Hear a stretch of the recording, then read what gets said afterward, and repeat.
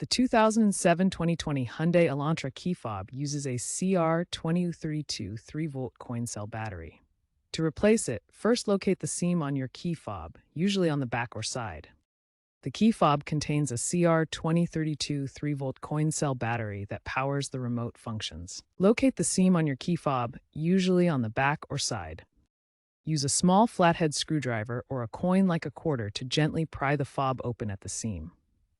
A plastic pry tool can prevent scratches. Once open, carefully remove the old CR2032 battery, noting which side is facing up, usually the positive plus side. Handle carefully to avoid short-circuiting. Make sure not to short-circuit the battery by handling it carefully.